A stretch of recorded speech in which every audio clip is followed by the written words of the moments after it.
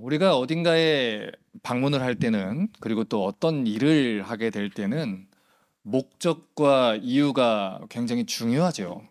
왜냐면 그 목적과 이유에 따라서 우리 각자가 움직이는 동선과 또 시간을 사용하는 방향이 달라지게 되어 있기 때문입니다.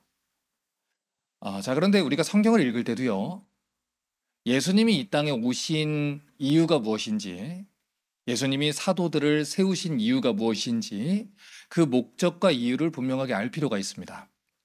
왜냐하면 성경은 바로 그 내용에 대해서 분명하게 밝히고 있기 때문이고, 그것을 우리에게 가르쳐 주기를 원하기 때문이에요. 자, 쉽게 말씀드리면 예수님이 이 땅에서 사역하신 내용, 또 시간을 사용한 방향, 제자들을 세우신 이유, 다 분명한 이유와 목적이 있다는 겁니다. 자, 그러면 먼저 예수님이 무엇을 위해서 오셨고 무엇을 위해서 사셨는지를 한번 좀 보죠. 누가복음 4장 43절과 44절은 이렇게 말합니다. 예수께서 이르시되 내가 다른 동네들에서도 하나님 나라 복음을 전하여야 하리니 나는 이 일을 위해 보내심을 받았노라. 그리고 갈릴리 여러 회당에서 전도하셨다. 이렇게 얘기를 했어요. 자, 지금 성경이 예수님이 오신 이유를 뭐라고 얘기합니까? 하나님 나라 복음을 전하기 위해서다. 이렇게 얘기를 했어요. 우리의 좋은 친구가 되기 위해서, 좋은 랍비가 되기 위해서, 병 고쳐주기 위해서 오신 게 아니라 성경은 분명하게 말합니다.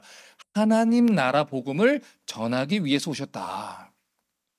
여러분, 하나님 나라가 어떤 나라라고요? 하나님이 다스리는 나라라고요. 연약하고 불완전한 우리 자신이 다스리는 게 아니라, 이 죄의 영향을 받은 인간의 욕망이 아니라 하나님이 우리 인생과 삶의 왕이 되셔서 다스리는 나라. 그게 하나님 나라입니다. 그렇기 때문에 예수님이 하나님 나라 복음을 전하러 왔다는 것은 하나님이 우리를 다시 하나님 나라 백성으로 삼아 주셨다. 이 소식을 전하고 초청하기 위해서 오셨다라는 거예요. 자, 그리고 나서 예수님이 전도하셨다 그러죠. 그러면 전도라는 행위는 어떤 행위를 얘기하겠습니까? 물티슈 나눠주는 거겠습니까? 물론 그것도 한 행위 중에 하나가 되겠지만은, 지금 읽은 말씀대로라면 전도라는 행위는 하나님 나라가 임했다. 그러니 하나님 나라로 돌아오라. 하나님이 우리 왕이시다. 우리를 다스리신다. 이 사실을 사람들한테 알려주는 행위라는 걸 알 수 있어요.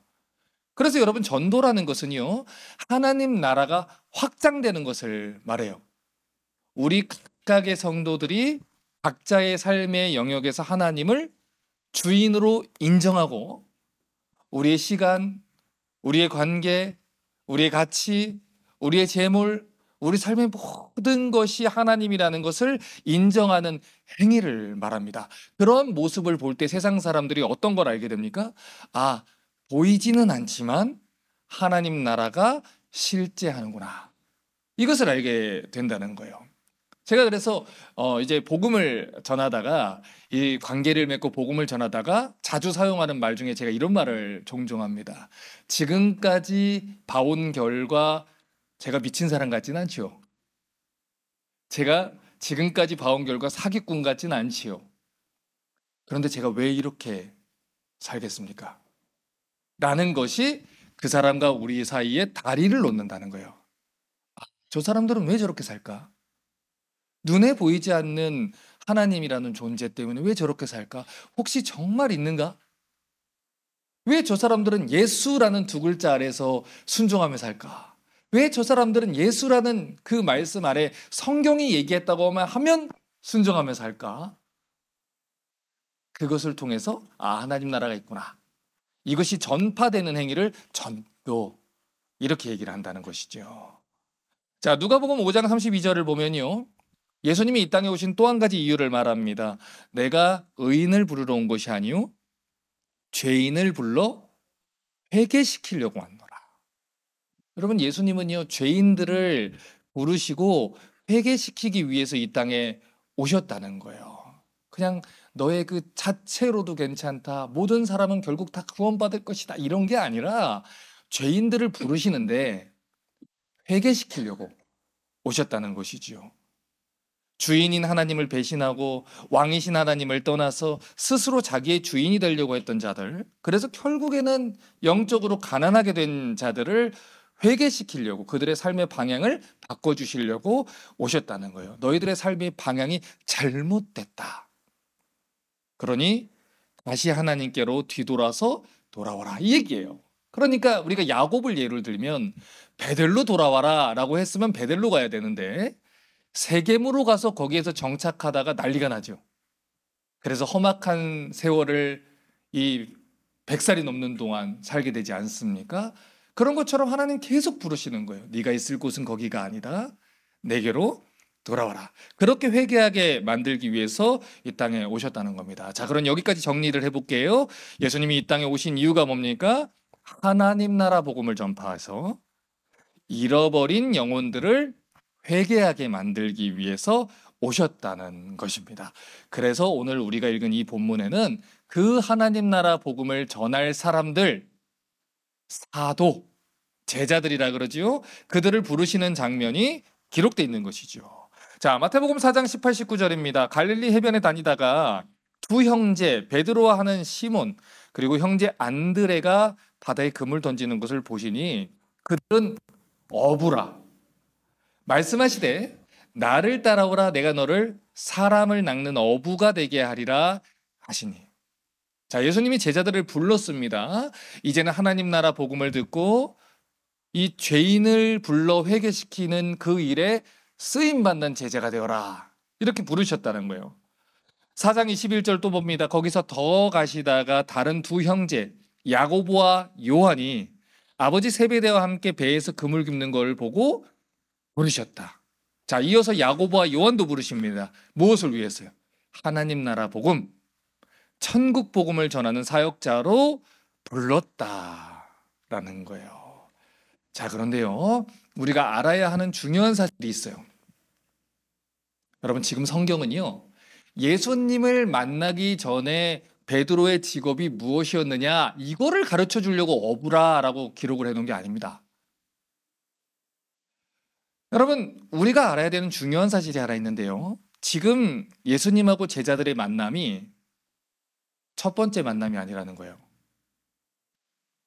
요한복음 1장을 보면요, 시간적으로 예수님과 제자들이 첫 번째 만났던 기록을 해두고 있어요. 1장 35절부터 42절 보세요. 또 이튿날 요한이 자기 제자, 세례 요한을 말합니다. 세례 요한이 자기 제자 중 두 사람과 함께 섰다가 예수께서 거니심을 보고 말하되 보라 하나님의 어린 양이로다. 두 제자가 그의 말을 듣고 예수를 따르거늘. 예수께서 돌이켜 따르는 것을 보시고 물어 이르시되 무엇을 구하느냐? 랍비야 어디 계시오니까? 랍비는 번역하면 선생이라. 예수께서 이르시되 와서 보라. 그러므로 그들이 가서 계신 데를 보고 그날 함께 거하니 때가 10시쯤 됐더라. 요한의 말을 듣고 예수를 따르는 두 사람 중에 하나는 시몬 베드로의 형제 안드레라. 그가 먼저 자기 형제 시몬을 찾아 말하되 우리가 메시아를 만났다 하고, 메시아는 번역하면 그리스도라. 데리고 예수께로 오니 예수께서 보시고 이르시되 내가 요한의 아들 시몬이니 장차 게바라 하리라 하시니라. 자, 지금 이 기록대로라면요, 적어도 베드로와 이 안드레라는 사람은요, 원래 이 세례 요한의 제자로서 세례 요한을 따라갔던 사람이라는 걸 알 수 있어요. 그 당시 유대 지역에 센세이션을 일으켰던 이른바 잘 나가는 목회자 아닙니까? 그 뒤를 따라가는데 웬걸요, 이 세례 요한이 예수님을 딱 보더니 나는 그분의 이 신발끈을 묶을 위치도 안 된다, 이렇게 해버리니까 한마디로 말하면 갈아탄 거예요. 노선을 갈아탄 거지요. 그런데 예수님이 나를 따르라 하시니까 따르겠습니다, 그렇게 얘기를 했어요. 선생님 어디에서 어디 계십니까? 어디에서 머물고 계시나요? 그곳까지 쫓아가서 예수님과 대화를 나누고 이야기를 했다는 것을 알 수 있는데, 같은 사건을 다루고 있는 누가복음 5장 2절을 보면요, 제자로 부름받은 이 사람들이 뭘 하고 있었는지 이렇게 말해요. 호숫가에 배 두 척이 있는 걸 보시니 어부들은 배에서 나와서 그물을 씻는지라. 자, 지금 여기서 나오는 어부들이 누구예요? 제자들을 말하죠. 베드로와 요한과 야고보를 말하지요. 자, 그런데 그들이 무엇을 하고 있어요? 그물을 씻고 있었다라는 거예요. 자, 그런데 성경이 지금 그들을 뭐라고 불러요? 어부들이라고 부르잖아요. 제자들이라고 부르는 게 아니라 어부들이라고 부른다고요. 여러분, 마치 성경이 이사야서를 보면 어떤 때는 야곱이라고 부르고 어떤 때는 이스라엘이라 부른다고 제가 말씀을 드렸지요. 야곱같이 행동할 때 너 이스라엘인데 왜 야곱같이 행동해? 책망하는 말씀이라 그랬잖아요. 여러분, 지금 이 말도 똑같은 거예요. 베드로와 안드레가 예수님의 부르심을 받았거든요. 그런데 그들이 전적으로 예수님 제자로서 살지 않았다, 그 얘기를 하는 겁니다. 제자의 삶이 아니라 어부의 삶을 살고 있었다, 이거를 얘기를 하는 거예요. 여러분, 베드로와 안드레를 포함한 예수님의 제자들은요, 요한복음 1장에서 예수님이 메시아라는 소리를 분명히 들었습니다. 그것도 세례 요한을 통해서 직접 들었어요. 그런데 그럼에도 불구하고 예수님을 온전히 바로 따라가지 못하고 다시 삶의 처소로 돌아가서 어부로서 살고 있었다는 것입니다. 여러분, 이 장면을 이해를 하려면요, 그 당시 이 헬라 문화 속에서 또 이스라엘 문화 속에서 랍비들하고 문화생들의 공동체 문화를 여러분이 좀 이해를 하실 필요가 있어요. 여러분, 그 당시에 어떤 사람이 어떤 랍비, 위대한 스승의 아래로 들어간다는 것은요, 그냥 학교에 가서 선생님이 수업하면 수강 신청하고 듣는 게 아닙니다. 그 랍비의 공동체 일원이 돼버리는 거예요. 랍비의 명예를 내가 같이 누리는 거고요. 랍비와 함께 먹는 거고요. 랍비와 함께 자는 거예요. 공동체로 묶여버리는 거예요. 그래서 묻는 거예요. 어디에 거하십니까? 왜냐하면 내가 이제부터 거기 가서 거하는 거거든요. 내가 이제부터 그 랍비가 누리고 먹고 받는 존경들을 내가 다 받게 되는 그 위치에 있는 거예요. 그런데 예수님의 제자들이요, 분명히 예수님을 쫓아간다고 했거든요. 예수님이 계신 곳에 가봤거든요. 대화를 했거든요. 처음에는 메시아를 만났다 했거든요. 그런데 다시 생업으로 돌아와서 어부로서 살고 있었다는 거예요. 왜 그랬냐는 것이죠. 요한복음 1장 43절부터 46절을 보면요, 이 장면에 대한 힌트를 찾을 수가 있어요. 이튿날 예수께서 갈릴리로 나가라 하시다가 빌립을 만나 이르시되 나를 따르라 하시니, 빌립은 안드레와 베드로와 한 동네 벳세다 사람이라. 빌립이 나다나엘을 찾아 이르되 모세가 율법에 기록했고 여러 선지자가 기록한 그 일을 우리가 만났으니 요셉의 아들 나사렛 예수니라. 여러분, 요셉의 직업이 뭐였어요? 목수였어요. 여러분, 그 당시 목수는요, 천하디 천한 직업이었다고요. 그러니까 나다나엘이 말하는 거예요. 어디? 그 랍비가 어디? 예루살렘도 아니고 뭐 유대 지역도 아니고 베들레헴도 아니고 나사렛. 그래서 얘기합니다. 나사렛에서 무슨 선한 것이 날 수 있느냐. 빌립이 말합니다. 와서. 여러분, 그 당시 사람들은요, 메시아가 베들레헴에서 태어난다고 믿고 있었습니다. 왜냐하면 미가 선지자가 이 미가서 5장 2절에 이렇게 예언을 했기 때문이에요. 베들레헴 에브라다야, 너는 유다 족속 중에 작을지라도 이스라엘을 다스릴 자가 내게서 내게로 나올 것이라. 그의 근본은 상고의 영원에 있느니라. 여러분, 이 예언대로 예수님이 베들레헴에서 태어나셨죠.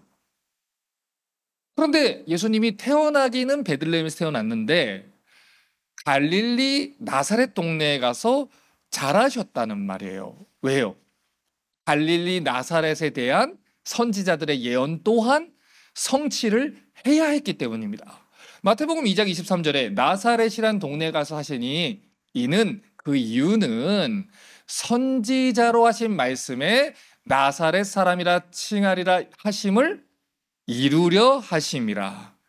자, 그러니까 예수님은 구약에서 예언된 메시아잖아요. 그렇기 때문에 구약에서 하나님이 메시아에 대해서 예언한 모든 내용을 성취하기 위해서 일하신 분이라는 거예요. 예수님이 스스로 자기 마음대로 충동적으로 일하시고 움직이신 것이 아니라 성경의 예언을 성취하기 위해서 철저하게 움직이셨다고요. 요한복음 12장 49절과 50절을 보세요. 내가 내 자의로 스스로 내 뜻대로 말한 것이 아니라 나를 보내신 아버지께서 내가 말할 것과 이를 것을 친히 명령하여 주셨으니 나는 그의 명령이 영생인 줄 아노라. 그러므로 내가 이르는 것은 내 아버지께서 내게 말씀하신 그대로니라. 우연히 말하신 거 아니고요. 충동적으로 일하신 거 아니에요. 성경이 메시아에 대해서 이야기하는 것, 하나님이 선지자들을 통해서 얘기했던 그 내용을 성취하기 위해서 움직이셨다는 거예요. 그 이유는 무엇입니까? 그것을 보면서 성경과 예수님의 삶을 보면서 사람들이 이분이 성경에 예언된 메시아가 맞구나. 이것을 깨닫게 하기 위함이었다는 것이죠. 그런데 그 당시 로마의 식민지 가운데 고통당하던 사람들의 눈에는 예수님이 나사렛에 살고 있다. 이 사실만 부각돼서 보이는 거예요. 왜요? 자기들의 바람이 나사렛을 원하지 않거든요. 우리도 똑같지 않습니까? 하나님의 말씀, 성경이 이야기하는 것이 분명한데 우리의 바람이 그것을 거부하잖아요. 그건 내가 원하는 예수님이 아닙니다. 이렇게 우리가 거부하지 않습니까? 그런 것처럼 내가 원하는 예수님은 베들레헴에서 태어난 또는 예루살렘에서 태어난 헤롯의 궁궐을 정복할 메시아지 저 나사렛의 예수님이 아니라는 것이죠. 그래서 요한복음 1장 45, 46절 다시 보세요. 모세가 율법에 기록했고 여러 선지자가 기록한 그 일을 우리가 만났다. 무슨 뜻입니까? 성경에 기록된 예수님은 이런 분입니다. 이렇게 얘기를 한 거예요. 그런데 뭐라고 얘기합니까? 그럴지라도 나사렛에서 태어난 예수는 나에게 선하지 않다라는 것이지요. 여러분, 그 당시 나사렛이라는 지역이 어떤 지역이랬습니까? 왼쪽 오른쪽 아래에서 적군들이 계속 전쟁으로 두드려 맞은 동네 그랬잖아요. 그래서 이 나사렛 지역의 그 근방의 도시들이 황폐화되어 있었단 말이에요. 그러니까 오늘날도 그러지 않습니까? 누군가가 하나님을 열심히 사랑한다고 하는데 그 집의 자식이 암에 걸렸어. 누군가가 하나님 열심히 섬겼는데 백혈병에 걸렸어. 그러면 우리는요, 저 하나님 열심히 섬긴다 그러더니 하나님 복 주셨으면 저렇게 병 걸렸겠어? 우린 이런 생각을 한단 말이죠. 기복신앙적인 것이 물들어 있기 때문에 여러분 그 당시도 마찬가지예요. 나사렛이라는 도시가 막 황폐화되어 있으니까 하나님이 복 주셨으면 저렇게 황폐했겠어? 하나님이 복 주셨으면 아니 저 도시가 맨날 저렇게 전쟁이 있겠어? 하나님이 복 주셨으면 아니 저렇게 죽임을 당하겠어? 이렇게 생각을 하는 거죠. 그러나 여러분 아십니까? 12사도들은 다 순교했다는 사실을. 그러나 여러분 아십니까? 선지자들은 다 핍박을 받았다는 사실을. 그런데 우리는 그것은 우리가 원하는 복음이 아닙니다 라고 한다는 거예요. 아무리 이것이 성경이 말하는 복음입니다 라고 얘기를 해도 모세가 말하고 선지자들의 말을 통해 하나님 말씀하신 것이다 라고 얘기를 해도 그게 내가 원하는 복음이 아니거든요. 그래서 세례 요한도 죽이고 그래서 예수님도 대적하는 거예요. 여러분 예수님 방금 뭐라 그랬습니까? 내가 말하는 모든 것들이 내가 자의로 얘기하는 게 아니라 누가 주신 것이다? 하나님이 주신 것이다. 그런데 바리새인들과 또 대제사장들이 예수님을 죽였잖아요. 예수님이 그들에게 뭐라고 얘기합니까? 내가 너희에게 거짓을 말하기 때문에 너희가 나를 미워하는 게 아니다. 너희가 너희 아비 마귀에게 속했기 때문에 하나님 나라 백성이 아니기 때문에 그 나라를 대적하는 것이다. 이렇게 얘기를 했다는 것이죠. 여러분 그렇게 나사렛 근방의 도시들이 황폐화되어 있었기 때문에 이 사람들은요 나사렛을 선호하지 않았어요. 내가 원하는 건 어디예요? 예루살렘이에요. 여러분 그런데요 왜 나사렛 사람들이 이사가지 않았을까요? 여러분 룻기를 보면요 베들레헴에 흉년이 찾아오니까 모압 땅으로 가버리잖아요. 여러분, 나사렛 사람들이 그렇게 두드러 맞으면 좋은 학군을 찾아서, 그죠? 자녀 교육을 위해서 또는 더 좋은 비즈니스를 위해서 움직일 수 있잖아요. 그런데 이 나사렛 사람들은 멍청하고 경제 교육이 잘 안 돼가지고 거기 있었을까요? 여러분, 이스라엘의 율법에 따르면요, 땅은 여호와 하나님께서 주신 기업입니다. 그래서 이스라엘 사람들은 율법에 따라서 스스로 조상들로부터 물려받은 그 땅을 팔거나 이동해서 살 수가 없었어요. 설령 그 땅에 하나님이 허락하신 것이 전쟁이라도, 설령 그 땅에 하나님이 허락한 것이 가뭄이라도 하나님은 오르시다.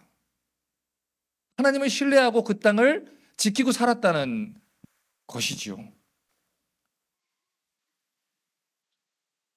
그런데 사람들이 시간이 지나가고 주변 사람들을 보니까 흔들리는 거예요. 우리도 그렇잖아요. 말씀대로 우리끼리 이렇게 있을 때는 흔들리지 않아요. 우리끼리 막 수요일에 와서 십자가 복음 듣고 아멘, 우리가 정말 하나님 나라만 바라야 됩니다. 그럼 흔들리지 않아요. 언제 흔들려? 밖에 나가서 나사렛에서 무슨 선한 것이 날 수 있느냐, 이 소리 들으면 우리는 흔들려요. 정말 하나님이 네가 그렇게 살기를 원하실까? 그것만이 답일까? 너 세상을 너무 우둔하게 사는 거 아니야? 나사렛에서 무슨 선한 것이 날 수 있어? 이런 것이 들리면은 우리는 흔들린다는 것이죠. 여러분, 제자들의 입장에 생각해 보세요. 그 당시에 잘 나가던 사두개파 소속의 사람들이 아니에요. 종교적으로 인정받던 바리새파 사람도 아니에요. 멸시받던 비천한 땅인 나사렛 출신의 랍비예요. 그런데 얼마 전에 예수님 또 뭐라 그랬어요? 독사의 새끼들아라고 바리새인들한테 퍼부었어요. 여러분, 그러면요, 이건 내 인생을 걸기에는 이제 미래가 안 보이는 그런 상황이 오는 거예요. 다시 말해서 이 랍비의 수하가 돼도, 잘 나가는 랍비의 수하가 돼도 모자를 마당에 이름도 없는 이 촌구석에서 나온 예수라는 선생님의 제자가 된다는 것은 상식적으로 이 수지타산이 맞지 않는 것이지요. 여러분, 그래서 이 마태복음 8장 보면 베드로의 장모가 열병에 걸려 눕잖아요. 우리말로 표현하면 그거 화병이에요, 화병. 열이 터지는 거예요. 미련해 보이는 거지. 그렇죠? 처음에는 예수님을 따르겠다고 했어요. 그런데 자기 집으로 다시 돌아와서 생각해 보니까 이게 리스크가 너무 큰 거죠. 그래서 제자들의 이 제자로서의 부르심을 듣고도 다시 어부로 돌아가서 어부의 삶을 살고 있는 것입니다. 그분이 내 생활을 책임져 줄 것도 같지 않고요. 그분을 쫓아갔다가는 평생 고생만 할 것 같아요. 그래서 그냥 내가 하는 일을 계속하자, 이렇게 계산이 나온 거예요. 내 인생 예수님한테 베팅 못하겠다, 이 생각이 나온 거라고요. 여러분, 근데 실제로 많은 성도들이 이렇게 살고 있거든요. 100세 인생이라는 말 아래서 사람들이 은퇴 준비를 하기 위해서 살아가잖아요. 70세가 되면 은퇴해야지, 60세가 되면 은퇴해야지. 여러분, 오늘날 뭐가 잘못된 개념인지 아십니까?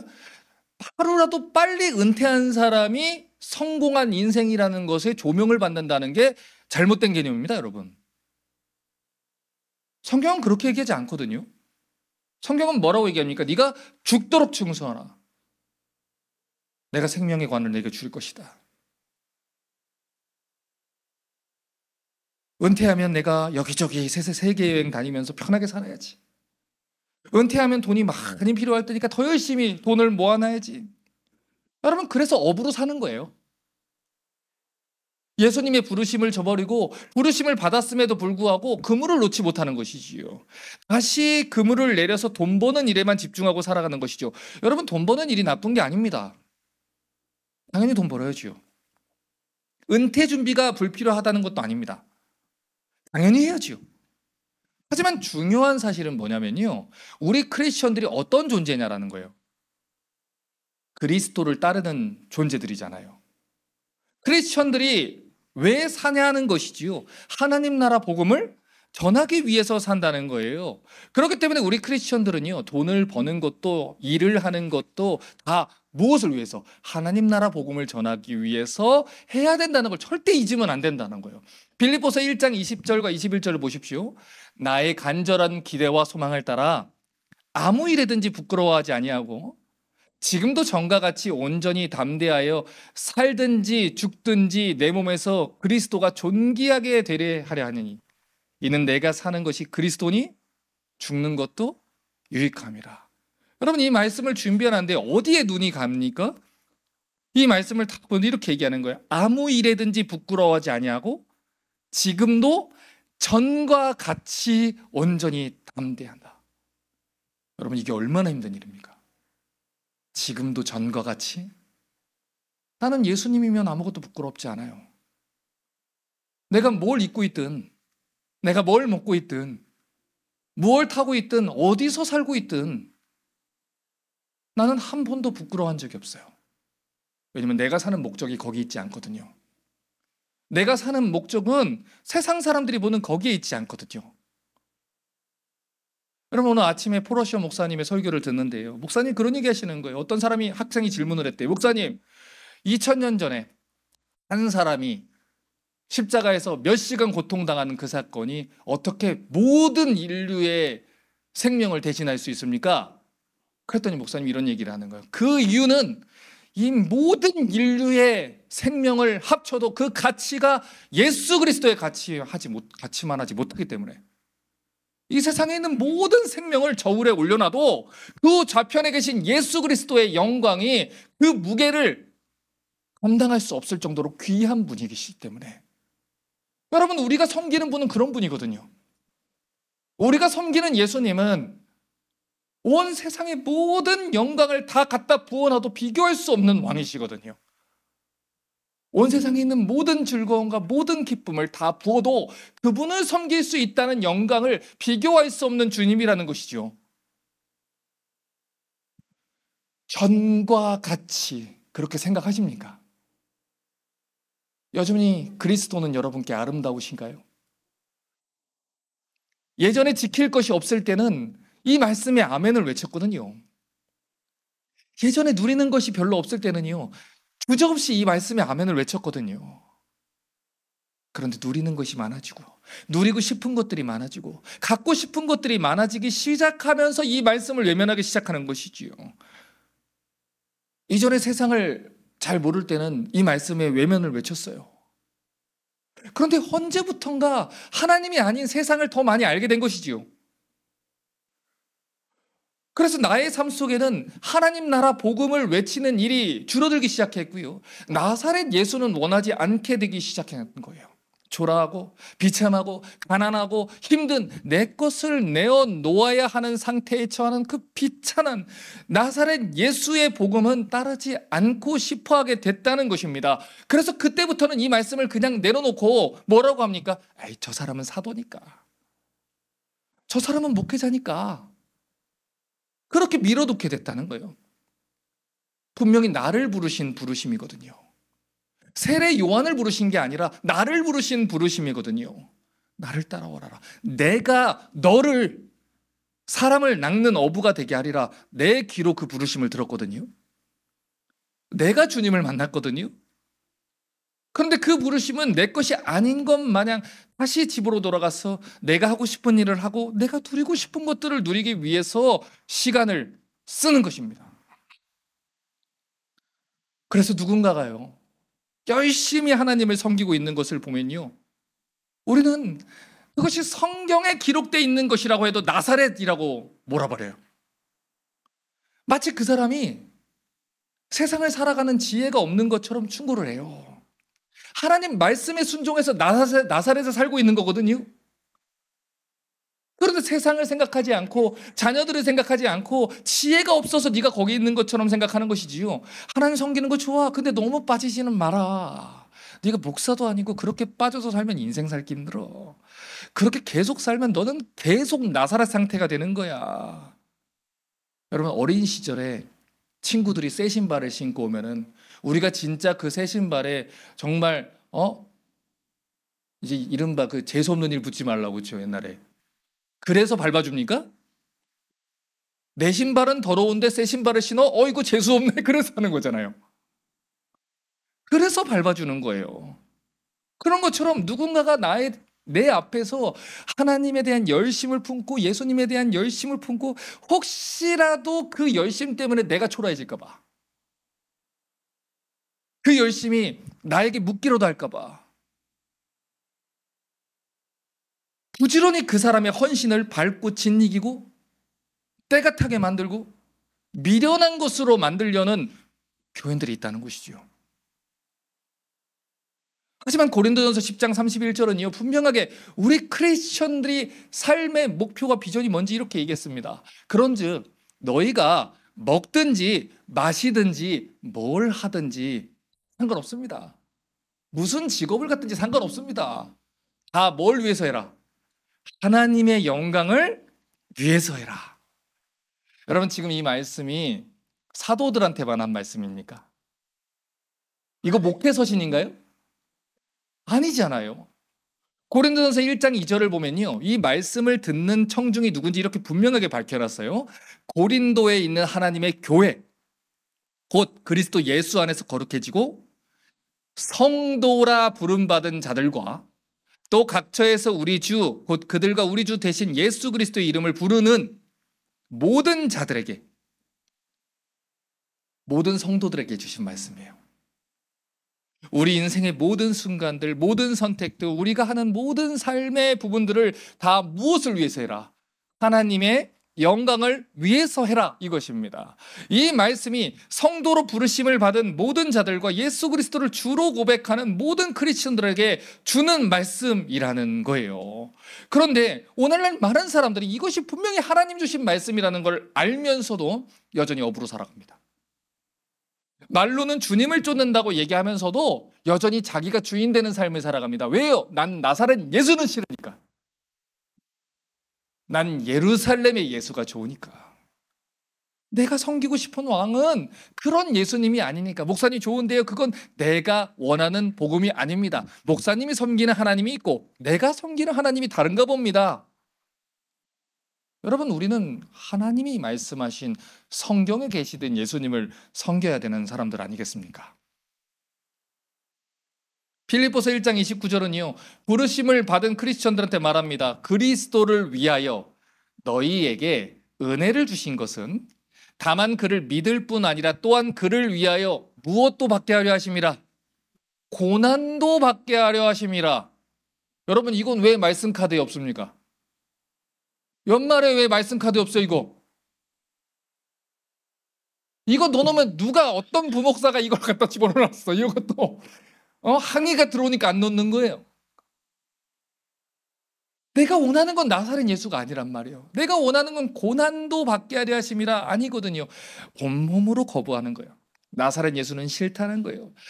이런 말씀이 성경에 기록되어 있다는 사실도 모르는 경우가 태반입니다. 하지만 성경이 무엇을 말하는지 제대로 보셔야 돼요. 하나님 나라 복음이 무엇인지 정확하게 아셔야 돼요. 부르심을 입은 자들은 자기를 부르신 분을 쫓아가게 되어 있어요. 여러분 생각해 보세요. 부르심을 입은 자하고 부르신 자하고 가고자 하는 것이 다를 수가 있습니까? 다를 수 없잖아요. 예수님은 우리를 골고다 십자가 아래로 부르셨습니다. 나사렛 예수 그리스도께서 우리를 부르셨다는 거예요. 그러나 우리는 여전히 헤롯의 왕궁의 마음이 있어요. 예루살렘의 마음이 있어요. 성경이 말하는 예수가 아니라 우리 마음에 원하는 예수님을 섬기려고 하는 거예요. 그런데 여러분 이 말씀을 잘 보세요. 마태복음 4장 15, 16절입니다. 스불론 땅과 납달리 땅과 요단강 저편 해변길과 이방의 갈릴리요. 흑암에 앉은 백성이 무엇을 보았어요? 큰 빛을 보았고 사망의 땅과 그늘에 앉은 자들에게 뭐가 비쳐요? 빛이 비추었도다. 여러분 갈릴리 지역 그 나사렛 동네 사람들이 왜 그렇게 흑암에 묻혀있는 그런 어두운 나날들을 보냈습니까? 신명기 19장 14절 보세요. 내 하나님 여호와께서 내게 주어 차지하게 하는 땅, 곧 내 소유가 된 기업의 땅에서 조상이 정한 내 이웃의 경계표를 옮기지 말지니라. 이스라엘에게 땅을 주신 분은 하나님이에요. 땅의 경계를 정하신 분도 하나님이에요. 그런데 이스라엘에게 이 기업을 주신 하나님이 뭐라고 명해요? 땅의 경계표를 옮기지 말아라. 너희의 신앙은 하나님이 계시하신 그 말씀 이상으로 벗어나면 안 된다는 얘기예요. 하나님 주신 그곳에서 살아야 된다. 그래서요, 이 갈릴리 사람들이 계속 전쟁을 맞으면서도 하나님은 오르시죠. 하나님 나에게 틀린 것 주지 않으시죠. 잘못을 하면 우리가 잘못을 하지 하나님 틀린 분이 아닙니다. 그래서 그 자리에 묵묵하게 있는 거예요. 사람들이 미련하다고, 멍청하다고, 자식을 생각 안 한다고, 미래를 준비 안 한다고 하는데도 누구 말씀에 순종하려고? 하나님 말씀에 순종하려고. 그런데 그렇게 살던 갈릴리 지역에 흑암에 앉은 백성들에게 오늘 큰 빛이 임했다는 거예요. 오늘 빛이 임했다는 거예요. 여러분, 실제로 예수님의 공생의 3분의 2가 갈릴리 지역 근처에서 벌어져요. 하나님 말씀에 순종한 그곳에게 갈릴리 지역에서만 예수님이 3분의 1을 시간을 거의 보내요. 무슨 뜻인 줄 아세요? 직접 하나님 말씀을 들을 수 있는 기회가 그 누구보다 많았다, 이 뜻이에요. 여러분, 왜요? 그들이 하나님 말씀에 순종하기 원했으니까. 하나님 말씀을 순종하려고 하는 사람들에게 하나님은요, 하나님 말씀을 더 들려주세요. 나를 간절히 찾는 자가 나를 만날 것이다. 하나님 은혜를 베풀어 주시는 거예요. 그들과 그들의 자녀가 예수님을 만날 수 있는 그 은혜를 주시는 거예요. 복의 근원이신 하나님이 직접 그들에게 다가가서 함께 거해 주셨다라는 거예요. 여러분, 마태복음 4장 19절부터 22절 보세요. 말씀하시되 나를 따라와라. 내가 너희를 사람을 낚는 어부가 되게 하리라 하시니 그들이 곧 그물을 어떻게 해요? 버려두고 예수를 따르니라. 더 가시다가 야고보와 요한이 아버지 세베대와 함께 배에서 그물 깁는 걸 보고 부르시니 그들이 곧 배와 아버지를 버려두고 예수를 따르니라. 여러분, 요한계시록 말씀을 보면요, 하나님이 회복하신 그 새 예루살렘 성에 빛나고 아름다운 12사도들의 이름을 새겨주시잖아요. 여러분, 그들이 쫓아간 건 나사렛 예수였지요? 내 마음은 예루살렘의 예수가 원했잖아요. 그런데 그들은 하나님 말씀에 순종해서 나사렛 예수를 쫓았어요. 그런데 그것이 새 예루살렘에서 예수님을 섬길 수 있었던 길이었다니까요. 그것이 성경이 말하는 계시라고요. 누가복음 18장 28절부터 30절을 보세요. 베드로가 여짜오되 보옵소서, 우리가 우리 것을 다 버리고 주를 따랐나이다. 이르시되 내가 진실로 너희에게 이르노니 하나님 나라를 위하여 집이나 아내나 형제나 부모나 자녀를 버린 자는, 이것들이 다 뭡니까? 내가 가장 소중하게 여기는 것들이에요. 그런데 하나님 나라를 위해서, 하나님 말씀에 순종하기 위해서, 남들이 뭐라 하든 그 나사렛을 지키고 하나님 말씀에 순종한 자들에겐, 말씀 잘 보세요, 현세에 여러 배를 받고 내세에 영생을 받지 못할 자가 없느니라. 잘 보셔야 돼요. 베드로와 다른 제자들이 미련했기 때문에 노후를 준비하지 않은 게 아니에요. 경제 지식이 없기 때문에, 현실 감각이 없기 때문에, 하나님 나라를 위해서 인생을 바친 게 아니에요. 여러분, 성경을 잘 보셔야 돼요. 여러분, 마태복음 13장을 보면 천국 비유가 있지요. 그런데 천국을 뭘로 비유합니까? 이 밭에서 어떤 사람이 보화를 발견한 거예요. 그러면 전 재산을 다 팔아가지고 그 밭을 산다는 거예요. 왜냐면 밭의 가치보다 그 보화가 어마어마하다는 걸 알기 때문에. 여러분, 제자들은 그걸 따라간 거예요. 여러분, 우리가 살면 얼마나 살겠습니까? 100세 인생이요? 그게 그렇게 길까요? 우리가 100세까지 살까요? 아니잖아요. 우린 내일 죽을 수도 있어요. 내일 제가 LA로 노예를 가다가 하나님 나라로 다이렉트로, 우리는 몰라요. 하나님이 부르시면 우리의 인생은 거기서 끝나는 것이죠. 그런데 이 사도들이 뭘 봤다는 거예요? 영원한 삶을 본 거예요.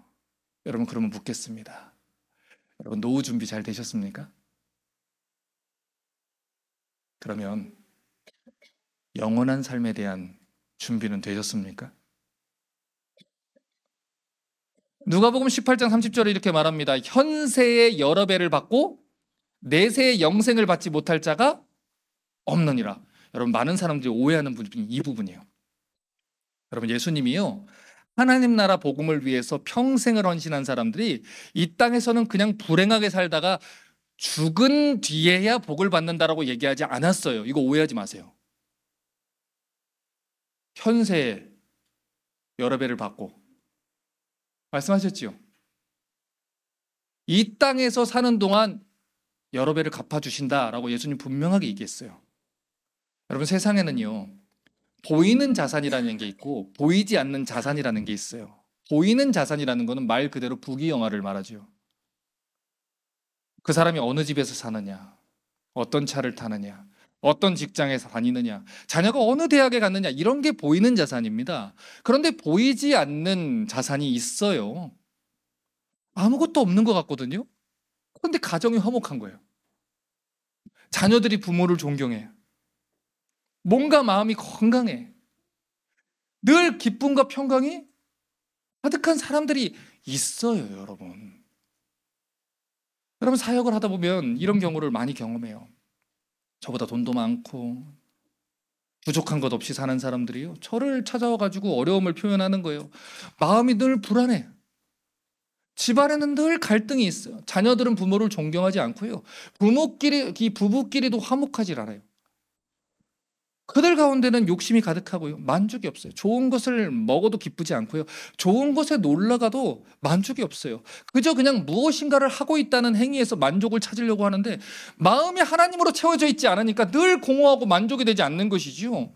그런데 늘 그 사실을 부인하면서 자기가 행복하다는 사실을 온갖 명품들과 세상의 것들을 채워보려고 하는 거예요. 왜냐? 난 나사렛 예수는 싫거든요. 하나님으로 채워지는 기쁨과 하나님 안에서 자기의 정체성이 만족이 되는 게 아니라 모르는 사람들이 눌러주는 좋아요 몇 개, 그걸로 우아우아거리는 그 댓글들과 시기 어린 메시지를 가운데서 자기들의 정체성을 찾는 사람들이 많다는 거예요. 여러분, 그래서 그들의 영혼이 가난합니다. 병들었어요. 마음의 평강이 없어요. 늘 외로워요. 그래서 그들은 바울의 이 고백을 이해할 수 없는 거예요. 빌립보서 4장 11절부터 13절 보십시오. 내가 궁핍함으로 말하는 것이 아니다. 어떠한 형편에든지 나는 자족하기를 배웠노니 나는 비천에 처할 줄도 알고 풍부에 처할 줄도 알아.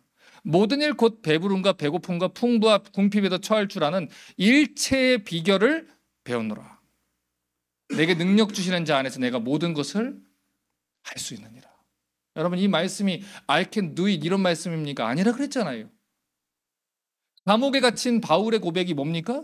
예수님을 진짜 신뢰하는 사람들, 하나님 나라의 왕이 하나님이라는 것을 믿는 사람들은 환경과 조건이 그 사람을 좌우하지 않는다는 거예요.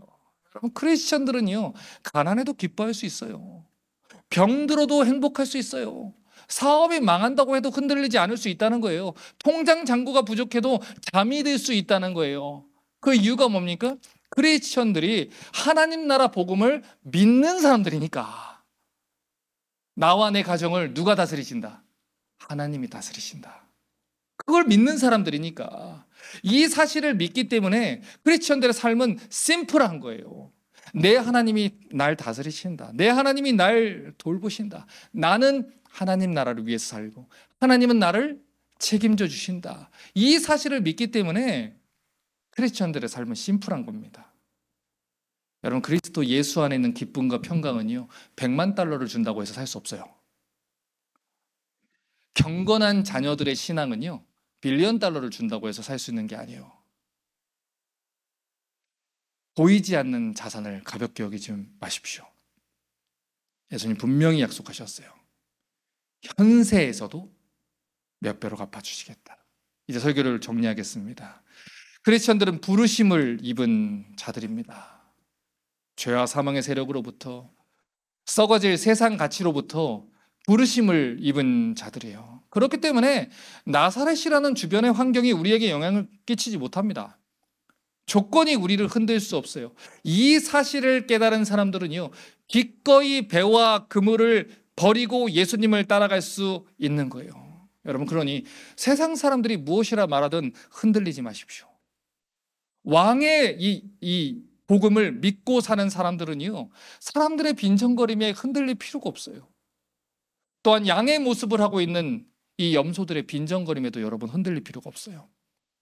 누가복음 62절에서 예수님 분명히 말했습니다. 예수께서 이르시되 손에 쟁기를 잡고 뒤를 돌아보는 자는 하나님 나라에 합당하지 아니하리라.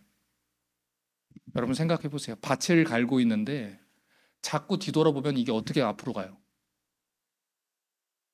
일직선으로 가야 되는데 자꾸 뒤돌아보고 옆을 쳐다보면 어떻게 앞으로 갈 수 있습니까? 앞만 보고 따라가시기 바랍니다. 고린도전서 2장 14절에 말합니다. 육에 속한 사람은 하나님의 성령의 일들을 받지 아니하나니 이는 그것들이 그에게는 어리석게 보이며 또 그는 그것들을 알 수도 없나니 그런 일들은 영적으로 분별되기 때문이라.